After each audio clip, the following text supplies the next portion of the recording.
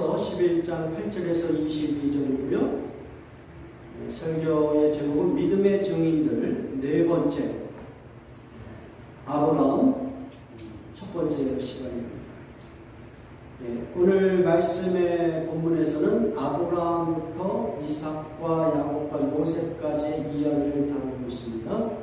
그러나 그 전체적인 내용은 하나님께서 아브라함에게 약속하신 두 가지 내용에 집중되어 있습니다. 아브라함에게 약속하신 두 가지 약속은 첫 번째는 땅을 주겠다고 하는 약속이고요. 두 번째는 자손, 후손을 하늘의 별같이 바닷가의 모래와 같이 이렇게 많은 후손들을 약속하신 것을 우리가 알 수가 있습니다. 오늘은 땅을 주시겠다는 그 약속을 중심으로 말씀을 같이 나눌 수 있기를 원합니다.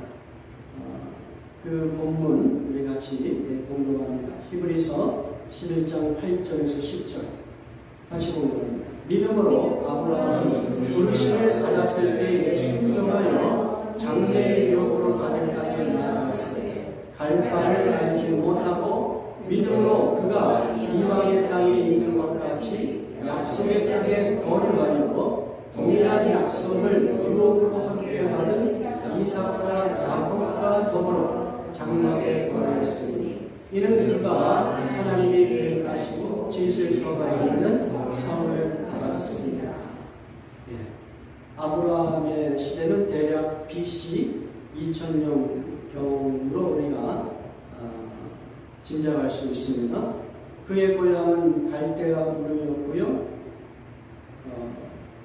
이곳에서 수메르 문명이 탄생되었습니다. 그리고 그곳에는 우상 숭배가 가득한 곳이었다고 이렇게 알려지고 있습니다. 어떤 이유인지는 모르지만 아브라함은 아버지 데라를 따라서 갈대아 우르에서 하란으로 이주하였습니다. 그리고 하란에서 아버지 데라가 죽고 그리고 어느 날 하나님은 아브라함에게 장래의 유업으로 받을 땅을 향하여 떠나라고 이렇게 계시를 주십니다. 그때 아브라함은 즉시 순종하여 하란을 떠났습니다. 그런데 이 하란을 떠났다는 것은 어떤 특정한 장소, 우리가 흔히 알고 있는 가나안으로 떠나라 이런 메시지가 있었던 것이 아니에요. 그냥 하란을 떠나라는 명령을 받은 것입니다. 그래서 오늘 본문에 보면 8절에 믿음으로 아브라함은 부르심을 받았을 때에 순종하여 장래 유업으로 받을 땅에 나아갈새 갈 바를 알지 못하고 나아가. 갈 바를 알지 못해. 약속은 받았어요. 너에게 장래 유업으로 땅을 주겠다는 약속은 받았지만 그러나 그것이 가나안 땅인지 어딘지 몰라요. 그러니까 믿음이라는 것은 이와 같은 거랍니다. 우리가 히브리서 11장 1절에서 믿음을 그렇게 정의하지 않았습니까? 믿음은 바라는 것들을 실상이요 보이지 않는 것들의 증거다. 지금 하나님께서 유업으로 받을 땅에 대한 약속은 하셨지만 그러나 그곳이 어딘지 몰라요. 보이지 않아요. 그러니까 하란에서 가나안 땅에 이르기까지 아브라함은 정말 이게 뚱구름 잡듯이 하나님이 명령하신 대로 이렇게 따라갔을 것 같아요. 예? 하란에서 가나안 땅까지는 최소한 600km는 넘는다고 하거든요. 하란은 지금의 튀르키예의 남부 어느 도시랍니다. 그러니까 상당히 먼 길이라고 합니다. 그런데 하나님의 인도하심만을 의지하고서 이제 길을 떠나는 것이죠. 이게 뭐예요? 믿음입니다. 그렇게 해서 갈 길을 알지 못하고 떠나가지고 가나안 땅에 왔다는 거예요. 그리고 비로소 가나안 땅에 왔을 때 하나님께서 약속하신 땅이 이 땅이다. 그것을 알게 되었다는 것이죠. 자, 그런데 아브라함은 그리고 그 아브라함의 자손들은 가나안 땅에서 살면서 어떤 식으로 살았는가? 그것이 이제 9절에 나와 있죠. 9절에 뭐라고 되어 있냐면 믿음으로 그가 이방의 땅에 있는 것 같이 약속의 땅에 거류하여 동일한 약속을 유업으로 함께 받은 이삭 및 야곱과 더불어 장막에 거하여. 자, 이 9절에서 우리에게 이야기해주고 있는 것은 여기서 약속의 땅에 거류했다. 약속의 땅이 어디예요? 가나안 땅을 이야기하고 있어요. 하나님이 약속하신 땅이죠. 그 땅에 거류하였지만 그러나 어떤 식으로 살았다는 거예요? 예?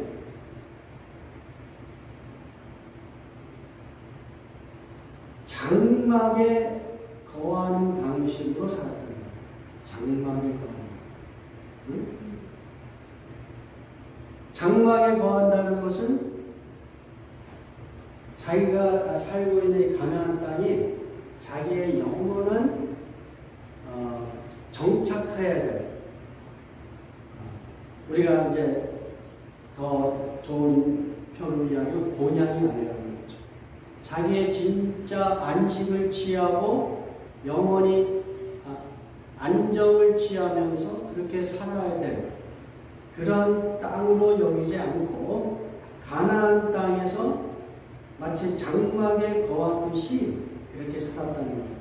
그 부분은 이제 제가 그 결론 부분에서 더 이야기할 거예요. 그것은 마치 그 땅에 살았지만은 어떤 식으로 사는 거냐면 외국인과 나그네 같이 살았다.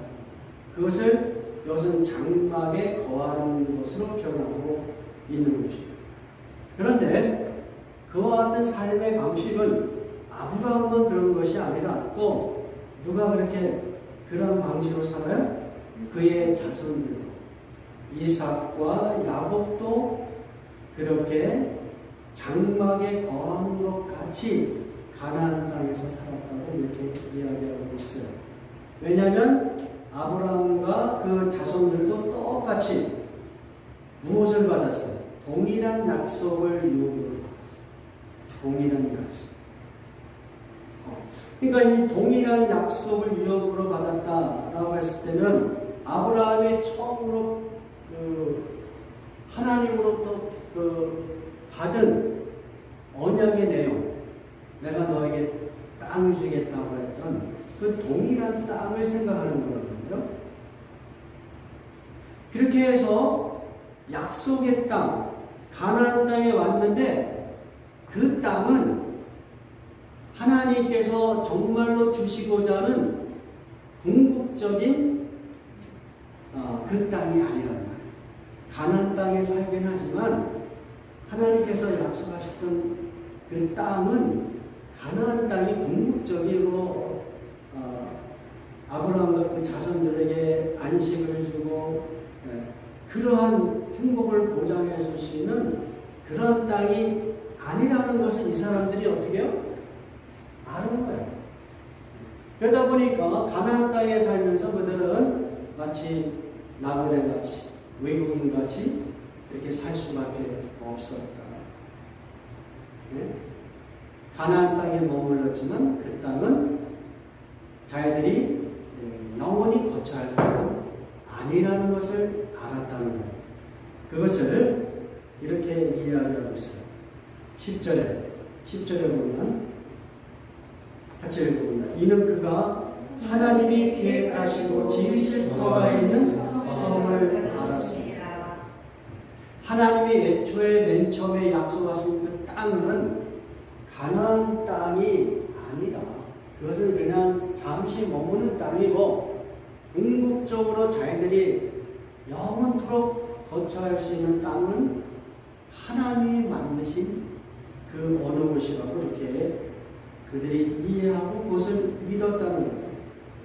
그것은 하나님이 계획하시고 하나님이 지으신 터가 있는 성이다. 이렇게 되어 있습니다. 영어 성경에서는, NIV 성경에서는 하나님이 계획하셨다. 아키텍트. 하나님이 설계하셨다. 그리고 지으셨다는 것도 NIV 성경은 빌더라고 되어 있습니다.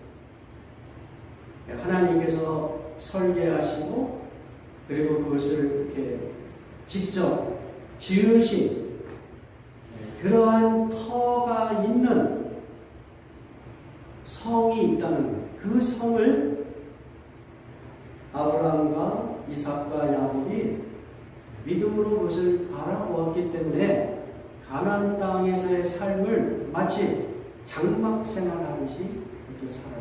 이렇게 이야기하고 있는 것입니다.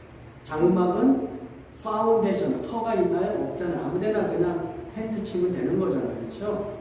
언제든지 옮길 수 있는 임시 거처라는 거예요.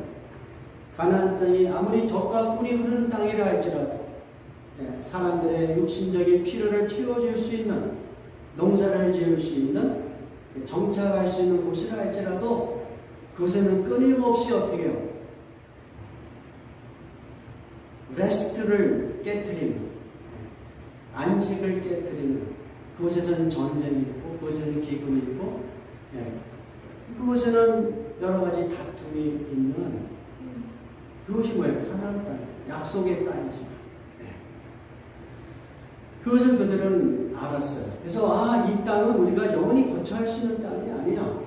우리가 거처할 수 있는 그 땅, 하나님의 약속하신 땅은 하나님이 직접 설계하고 세우신 파운데이션이 있는, 터가 있는 시리아. 그러한 나라야. 그 나라가 우리가 신약적으로 해석하는 그 나라가 어느 나라예요? 하나님의 나라였어요. 예수 그리스도를 통하여 우리에게 이미 임하게 하시고 예수님이 다시 이 땅에 오셔서 우리에게 완성된 하나님의 나라, 그 나라를 이야기하고 있는 것이 아니겠습니까? 자, 이러한 그 아브라함과 그 자손들의 삶의 방식, 그것이 바로 믿음으로 살아가는 오늘날 우리에게도 도전이 되어야 된다는 것이죠. 예? 여기서 좀 특이한 것이 뭐냐면 아브라함이 하나님의 언약의 약속을 받았는데 그 약속이 누구에게로 전수가 돼요? 자손들에게. 네? 믿음이 그 자손들에게 전가되고 그 자손들은 아버지의 믿음을 그대로 받아들여서 하나님께서 언약하신 그 영원한 그 시리, 천국에 대한 소망을 가지면서 그들이 하나님을 경배하며 공동 상속자가 되어서 하나님이 앞으로 주실 영원한 그 나라를 그대로 받아들일 공동 상속자가 되었다는 것. 이것이 우리에게 또한 도전이 되어야 된다고 생각합니다. 우리들의 믿음이, 신앙생활이 우리 세대에서 끝나는 것이 아니라 이 신앙이 우리 자녀들에게, 더 나아가서 우리 자녀의 자녀들에게, 이렇게 아브라함과 이삭과 야곱, 더 나아가서 요셉 이런 식으로 쭉 연결되듯이 우리들의 신앙이 이렇게 전수될 수 있기를 주님의 이름으로 축원합니다. 네. 그러한 신앙의 자세로 살았기 때문에 그들은 가나안 땅의 그 어떤 문화, 세속적인 문화, 우상 숭배라든지 어떤 물질에 대한 그 탐욕이라든지 이런 것들을 과감하게 뿌리치면서 절제하면서 하나님의 나라를 사모하면서 살아갈 수 있는 것이죠. 오늘날 우리들과 우리 자녀들에게도 이와 같은 삶의 방식이 그대로 전수되어야 되는 것이죠. 그렇지 않겠습니까? 왜냐하면 이 땅에서의 삶이 영원한 것이 아니에요. 텐트를 치는 것 같은 임시적인 장소라고 생각합니다. 우리가 가야 될 곳은 파운데이션이 영원하고 안전한 도시, 하나님의 나라를 우리가 소망하기 때문에 그렇습니다.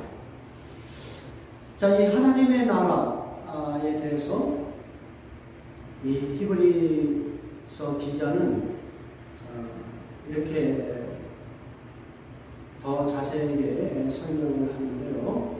이 부분을 같이 공동하기를 원합니다. 히브리서 12장 26절에서 29절. 히브리서 12장 26절에서 29절. 같이 공동합니다. 그때는 그분의 음성이 땅을 뒤흔들었지만 내가 한 번 더 땅뿐만 아니라 하늘도 흔들겠다 하셨습니다. 이 한 번 더 하는 말은 흔들리는 것들, 곧 피조물을 없애버리시는 것을 뜻합니다. 그렇게 하시는 까닭은 흔들리지 않는 것들을 남아있게 하시려고 하는 것입니다. 그러므로 우리가 흔들리지 않는 나라를 받으니 감사를 드리십시오. 그래서 경건함과 두려움으로 하나님께서 기뻐하시도록 섬기십시오. 우리 하나님은 없애시는 분이십니다. 자, 그때는 그분의 음성이 땅을 뒤흔들었다. 이 그때라고 하는 것은 모세가 이스라엘 백성을 출애굽하고 그리고 광야에 있을 때, 특별히 시내산에 이르렀을 때에 하나님과 이스라엘 백성 간의 언약을 체결하는 그 과정 속에서 하나님이 시내산에 임재를 하세요. 그때 어떤 현상이 일어나면 땅이 뒤흔들었어요.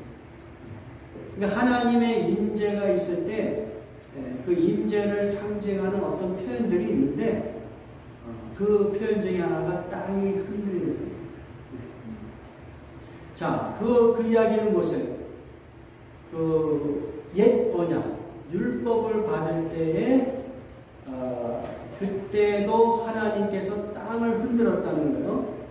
그러나 오늘날은 어때요? 예수님이 이 땅에 오심으로 새 언약을 우리에게 주셨잖아요. 그 새 언약을 주셨을 때는 어떤 일이 일어나면 땅만 흔드신 게 아니라 하늘까지도 흔드시는. 그러니까 이 새 언약의 어떤 더 배로, 더 좋은 약속 이런 것들을 표현하려니까 땅만 아니라 하늘까지도 흔들렸다 이런 표현이 나오고요. 또 한 가지는 흔들렸다라는 것은 일종의 심판을 또 우리가 생각해 볼 수 있어요. 그러니까 여기 우리 하나님은 태워 없애시는 분이십니다. 이야기는 하나님은 심판의 하나님이십니다. 그러니까 예수님이 이 땅에 오셔서 하나님의 나라를 우리에게 선물로 주는 그때에는 하늘과 땅을 하나님께서 심판하셨어요. 그게 뭐냐면 내가 한 번 더 땅뿐만 아니라 하늘까지도 흔들고 하나님의 심판을 이야기하고 있습니다. 그래서 새하늘과 새 땅을 우리에게 주실 것을 약속하고 있는 것이죠. 자, 그런데 이렇게 예수님이 다시 오실 때 하늘과 땅이 다 심판을 받는데 그래서 모든 것이 다 흔들려요. 흔들린다는 건 심판을 받는 거예요. 그런데 흔들리지 않는 것이 있다고 이야기하고 있어요. 흔들리지 않는 것이 뭐라고 했어요? 하나님의 나라. 하나님의 나라는 그 심판 때에도 흔들리지 않는다. 당연하죠. 하나님께서 심판하시는 이유는 성도들에게 어떻게 해요? 하나님의 나라를 주시려고 하는 하나님의 계획이 있기 때문에 하나님의 나라를 흔들리지 않아요. 하나님이 아키텍처가 되시고 빌더가 되셔서 세운 그런 나라이기 때문에 그 하나님의 나라는 흔들리지 않아요. 모든 믿는 사람들에게 이와 같은 그 영원한 본향을 향한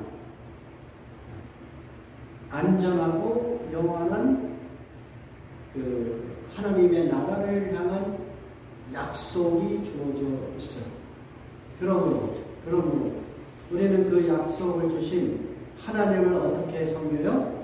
경건함과 두려움으로 하나님께서 기뻐하시도록 섬기십시오. 이렇게 우리에게 도전하고 있는 것입니다. 경건함과 두려움. 예. 왜냐하면 하나님은 심판하신 하나님입니다. 우리는 예수 그리스도 안에서 심판을 면하겠지만, 그러나 하나님이 그렇게 심판의 하나님에도 불구하고 우리를 용서하시고 구원하시는 그 하나님께 우리는 더욱더 어떻게 해요? 경건한 마음으로 거룩한 모습으로 하나님을 섬겨야 될 것을 우리에게 도전하고 있는 것입니다. 이제 말씀을 마무리합니다. 히브리서 11장 13절에서 16절 같이 읽어봅니다. 이 사람들은 다 믿음을 따라 죽었으며 약속을 받지 못하였으되 그것들을 멀리서 보고 환영하며 또 땅에서는 외국인과 나중에를 기원하였으니 그들이 가지지 말하는 것은 자기들이 언약 찾는 자임을 나타내니라. 그들이 마음과 언약을 생각하였더라면 돌아갈 기회가 있었으려니와 그들이 이제는 더 나은 언약을 삼으니 곧 하늘에 있는 것이다. 이러므로 하나님이 그들의 하나님이라 일컬음 받으심을 부끄러워하지 아니하시고 그들을 위하여 한 성을 예비하셨나이다. 자, 이 사람들은 다 믿음을 따라 죽었다. 이 사람들은 지금까지 우리가 보아왔던 아브라함, 또 이삭, 야곱, 이런 그 하나님의 약속을 받은 땅과 후손이라는 이 약속을 받은 믿음의 사람들, 그 사람들은 그 믿음을 가지고 죽는 순간까지 그 믿음을 잃지 않고 그 소망을 가지고 죽었어요. 그래서 그런 표현이 나옵니다. 약속을 받지 못하였을 때 그것들을 멀리서 보고 환영하는 겁니다. 예? 자, 지금 이 사람들은 죽는 순간까지 예를 들어가지고 하나님께서 약속하신 그 땅에 대한 약속, 또 후손에 대한 약속을 그들이 충분하게 이해하거나 또는 그것을 경험하지 못한 상태에서 그냥 약속만을 그들이 믿음으로 받아들이면서 그것이 반드시 하나님께서 성취해 주실 것이야 라는 그 믿음으로 그냥 평생을 살다가 죽었다. 예? 여기서 약속을 받지 못하였다는 얘기는 약속의 실현, 이렇게 이해를 하는 게 좋겠죠. 약속은 받았잖아요. 그렇죠? 땅과 후손에 대한 약속은 받았어요. 그러나 그들의 당대에 그러한 것들이 실현되는 것을 충분하게 저들은 경험하지 못했어요. 그렇죠? 경험을 하긴 했죠. 예를 들어서 뭐 가나안 땅을 경험했기도 하고 또 자손들이 아브라함 같은 경우는 자손을 또 보기도 하고 경험을 하긴 했어요. 그러나 하나님께서 약속하신 근본적인 근원적인 그 약속의 성취, 그 땅은 무엇이었어요? 하나님의 나라. 그거는 아직 이 사람들이 경험하지 못합니다. 그 하나님 나라의 완성은 누구를 통하여 경험해요? 예수 그리스도입니다. 그러니까 이 구약시대 사람들은 다 이와 같은 방식으로 죽는 거예요. 약속만 받고 예수 그리스도가 오셔서 우리에게 주신 하나님의 나라, 그리고 하나님 나라의 완성, 이 부분에 대한 어떤 희미한 그림자를 갖고는 있어요. 그러나 그것이 성취되는 것을 보지는 못해요. 그렇다고 해서 이 사람들이 믿음을 포기하잖아요. 하나님의 약속하시는 거니까 반드시 우리에게 그것을 보증해 주세요. 우리를 하나님의 나라로 하나님께서 반드시 입성할 수 있도록 우리를 인도하실 거예요. 메시아가 오셔서 그것을 보장해 주실 거예요. 그러니까 이런 어떠한 뭔가 이렇게 클리어하진 않지만 그러한 약속을 멀리서 보고 그것을 환영할 거예요. 이런 면에서 보면 지금 이 히브리서를 받아들은 히브리의 공동체 수신자들, 그 사람들과 오늘날의 크리스찬들은 훨씬 좋은 조건에서 믿음 생활을 요구하고 있는 거죠. 왜냐하면 우리는 다 뭐예요? 예수 그리스도가 오신 것을 봤잖아요. 그분이 주시는 하나님 나라의 메시지를 듣고 있잖아요. 우리는 구약시대에 있는 사람보다 훨씬 더 클리어해요. 뭔가 좀 더 구체적으로 보이는 거예요. 하나님이 약속하시는 그 땅과 후손이 이러한 것이구나. 후손이라는 것이 예수 그리스도를 믿는 자녀들을 이야기하는 거예요. 이스라엘의 어떤 그 혈통에 의한 그 후손이 아니라 이스라엘의 혈통을 통하여 오시는 예수 그리스도를 통하여 성취하실 바다의 모래와 같이 하늘의 별과 같이 그 수많은 후손이라는 것이 크리스찬들을 이야기하는 거다. 이러한 것들을 우리는 이해할 수 있어요. 왜요? 예수 그리스도가 오셔서 우리에게 그것을 가르쳐 주셨기 때문에 그러나 구약의 성도들은 그러한 내용들을 아주 멀리서 보는 것 같아요. 그렇지만 하나님이 약속하신 것이니까 그것을 의심하지 않고 환영해요. 그리고 그것을 확실하게 믿었기 때문에 가나안 땅에서 어떻게 해요? 외국인과 나그네와 같은 삶을 살아요.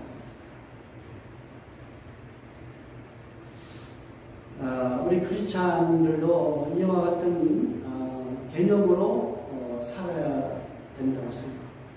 특별히 우리 이민자들은 미국에 온 우리 1세대들은 항상 어떠한 생각을 갖고 있어요? 외국인과 나그네 같은 삶을 사는 것 같지 않아요? 여기서 뭐 시민권을 받아도 그렇고 직장 생활을 해도 그렇고 영어가 좀 더 편해져도 그렇고 항상 우리는 이 이민 1세대들은 외국인과 나그네 같은 그런 생각들이 있어요. 그러다 보니까 항상 어디를 생각해요? 한국을 생각해요. 그리고 될 수 있으면 다시 한국에 돌아가고 싶어요. 역이민하고자 하는 사람들이 생기는 거예요. 왜냐하면 거기가 무엇이라 생각해요? 동양이라고 생각해요. 거기가 내 고향이야. 거기에 나의 친척과 내가 사랑하는 친구들과 또 내가 좋아하는 컬처들이 익숙하게 있는 곳이니까 다시 한국으로 돌아가고 싶어요. 우리가 비슷한 생각을 갖고 있을지 모르겠어요. 그러나 그러한 생각을 갖고 있으면서도 우리가 잊지 말아야 될 것이 있어요. 우리의 본향은 뭐예요? 크리스찬들의 본향은 한국이 아니라 어디라고요? 하나님의 나라. 지금 아브라함과 그 후손들도 그와 같이 살았다는 거예요. 뭐냐면 자 14절에 그들이 이같이 말하는 것은 무슨 냐면 가나안 땅에서 살았지만 외국인과 나그네같이 살았다. 그렇게 한 것은 그들이 본향 찾는 자임을 나타내기 위한 것이다. 만약 그들이 나온과 본향을 생각했더라면 돌아갈 기회가 있었을 것이다. 지금 15절에서 이야기하는 이 본향은 무엇이냐면 그들이 떠나왔던 하란 또는 갈대아 우르를 이야기하죠. 그냥 육신적으로 이 땅에서의 삶이 전부라고 생각했으면 그들은 항상 언제든지 우리 고향은 하란이야, 갈대아 우르야 이렇게 생각하면서 그것에 갈 수 있었을 거라는 거예요. 그런데 그들이 그렇게 하지 않은 것은 더 좋은 본향이 있다는 것을 그들이 믿었기 때문입니다. 더 좋은 본향이 어때요? 하나님의 약속하신 하나님의 나라. 그 나라가 더 좋은 본향이니까 그들이 가나안 땅에 있든 미국 땅에 있든 갈대아 우르에 있든 상관없어. 어디에 살든 우리는 그냥 나그네와 외국인같이 사는 것이고 장막을 치면서 사는 것과 같이 이 땅에서의 삶이 그냥 임시적이라는 것을 우리가 인정하면서 그 이야기는 뭐예요? 너무 이 땅에서의 삶에 집착하지 마라. 집착하지 마라. 하늘의 것을 추구하면서 살아요. 그렇게 우리에게 도전하는 것이죠. 그들이 이제는 더 나은 본향을 사모하니 곧 하늘에 있는 것이다. 예? 우리 이민자들도 아브라함과 그 자손들의 삶의 방식을 우리가 좀 더 쉽게 이해할 수 있고 우리도 이와 같이 살아야 되는가라는 것을 공감할 수 있으리라 생각합니다. 무슨 이야기죠? 세상 사람들 천국이 어디에 있어? 하나님의 나라가 어디 있어? 예수님 뭘 다시 와? 그러한 개념으로 살아가는 사람들은 그냥 이 땅에서의 삶이 인생의 끝이라고 생각해요. 그냥 여기서 잘 먹고 잘 살면 되는 것입니다. 하늘나라 하나님 눈에 보이지 않는 어떤 가치에 대해서 존중하지 않아요. 그냥 눈에 보이는 세속적이고 물질적이고 육체적인 것에만 집착하면서 살아요. 그것은 이 땅에서의 삶이 전부라고 생각하는 사람들의 삶의 방식입니다. 크리스찬들은 이 땅에서의 삶을 게을르지 않고 성실하게 누구보다도 뱀같이 지혜로울 정도로 현실의 감각을 갖고 있으면서도 그렇게 열심히 살아야 돼요. 충실하게. 그럼에도 불구하고 크리스찬들은 어떻게 해요? 이 땅의 모든 사건과 모든 존재하는 것들에 대하여 어떻게 해요? 집착하지는 않아요. 그러한 것들 내 손에 빠져나가고 인간관계일 수도 있고 돈일 수도 있고 명예일 수도 있고 그런 것들이 다 내 손에 없어진다 할지라도 절망하지 말아요. 불행하지 말아요. 왜냐 하나님께서 모든 믿는 자들에게 약속하신 더 나은 본향이 있기 때문입니다. 하나님의 나라가 있기 때문입니다. 이러한 믿음으로 살아가는 것, 그것을 하나님께서는 어떻게 해요? 16절에 뭐라 그랬어요? 이러므로 하나님이 그들의 하나님이라 일컬음 받으심을 부끄러워하지 아니하십니다. 저는 이런 면에서 믿음으로 산 사람들은 모두 성공한 사람이다. 이렇게 이해하고 싶어요. 하나님이 그들의 삶을 인정하시고 그들을 부끄러워하지 않으시는 거예요.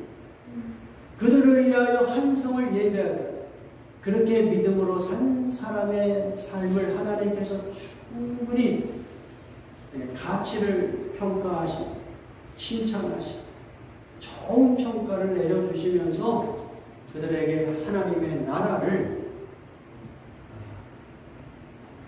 선물로 주시겠다고 그렇게 약속하시기 때문에 그렇습니다.